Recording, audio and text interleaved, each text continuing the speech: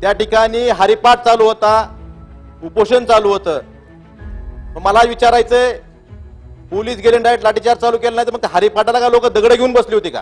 कैलास पाटील। अध्यक्ष महोदय, मराठा आरक्षणाचा लढा मागच्या 2-3 दशकापासून चालू आहे। अध्यक्ष महोदय, याआधी 2 वेळा आरक्षण दिलं गेलं पण दुर्दैवाने ते न्यायालयात टिकू शकलं नाही। अध्यक्ष महोदय, मनोज जरांगे पाटील यांच्या नेतृत्वाखाली महाराष्ट्रभर गरजवंत मराठ्यांचा लढा चालू आहे। अध्यक्ष महोदय, 1 सप्टेंबर रोजी अंतरवली सराटीमध्ये लाठीचार्ज झाला। काल एका ज्येष्ठ सदस्यांनी सांगितलं की मी विचारलं पोलीस गेले डायरेक्ट काय तिथं लाठीचार्ज केला काय? मला अध्यक्ष महोदय सांगायचंय, मी त्या गावात जाऊन आलो, त्या ठिकाणी हरिपाठ चालू होता, उपोषण चालू होतं। मला विचारायचंय, पोलीस गेले डायरेक्ट लाठीचार्ज चालू केला नाही तर मग हरिपाठाला का लोक दगड घेऊन बसली होती का? अध्यक्ष महोदय, आधी लाठीचार्ज झाला, त्यानंतर काहीतरी त्या दगडफेक झाली, त्याचं समर्थन आम्ही करत नाहीत, परंतु आधी पोलिसांनी लाठीचार्ज केला। अध्यक्ष महोदय, 3 महिने झाले, आजपर्यंत हा लाठीचार्जचा आदेश कुणी दिला हे सरकार सांगू शकलं नाही।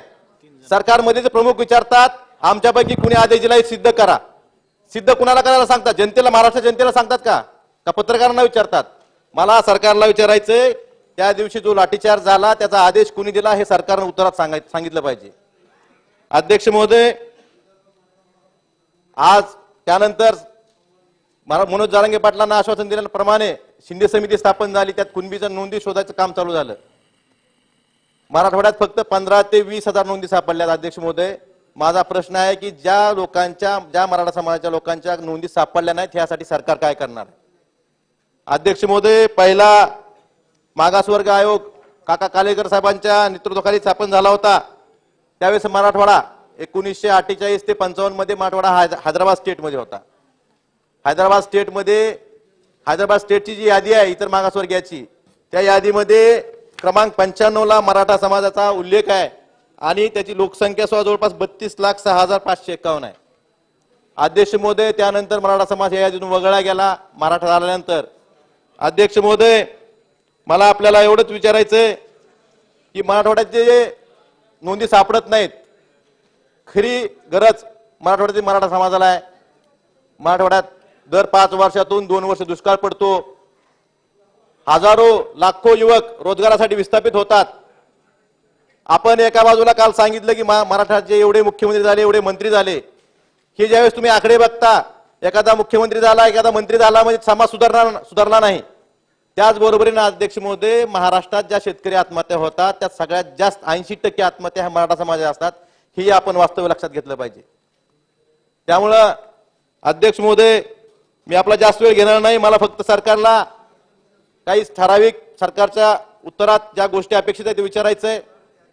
मराठवाड्यातल्या ज्या लोकांच्या, ज्या मराठा समाजाच्या नोंदी सापडल्या नाहीत त्यांना तुम्ही आरक्षण कसं देणार? अध्यक्ष महोदय, एका बाजूला सरकार सांगतंय की आम्ही तुम्हाला सरसकट आरक्षण देऊ, दुसऱ्या बाजूला ओबीसीना सांगतंय तुमच्या आरक्षणाला धक्का लावणार नाहीत। तर सरकारनं उत्तरात स्पष्ट करणं गरजेचं आहे की मराठा समाजाला आरक्षण देणार तर कसं देणार? कारण आजपर्यंत सरकारनं हा संभ्रम कायम ठेवल्यामुळे महाराष्ट्रात जातीजातीत भांडणं लागलेली आहेत, त्याला जबाबदार सरकार आहे।